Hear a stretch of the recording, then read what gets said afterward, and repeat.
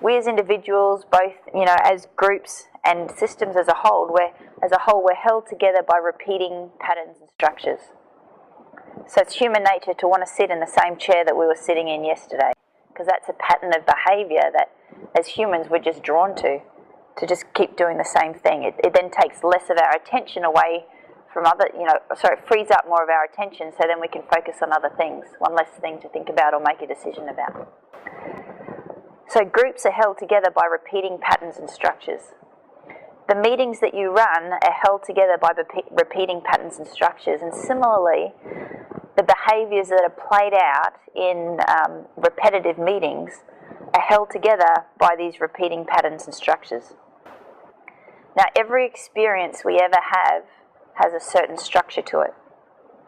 People typically sit in the same chairs.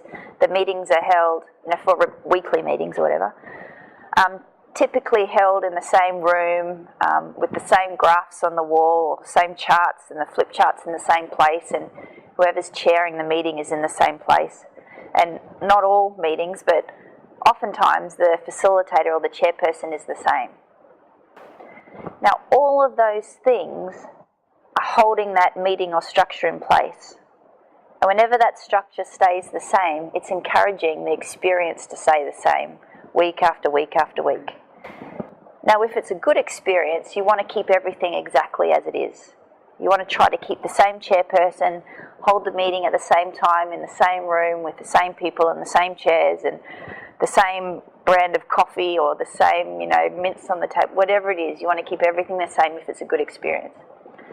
But if people are leaving that meeting and it's somewhat less than, fulfilling, whether in terms of outcomes or your rational, social, emotional experiences, then you have to change the structure in order to change the experience. You can't leave things the same and expect people to miraculously all of a sudden become aligned or, become involved in a meeting or take initiative if they hadn't done that in the past in those meetings. So you change the structure. And the way that you can do that is you can do it visually. So think of you when you go to the meeting, you sit down. You're going to be looking at people in a certain area or people sitting in the same places. You're looking at the same view out the window or the same charts on the wall. So it might just be that you change the orientation of the table if that's possible. It might be that, like some of you did this morning, you just move to different chairs, so you've got a different viewpoint, a different thing to look out at. It could be that you do an American thing and have donuts on the table when everyone comes in as a way of energizing the group because you're changing the structure.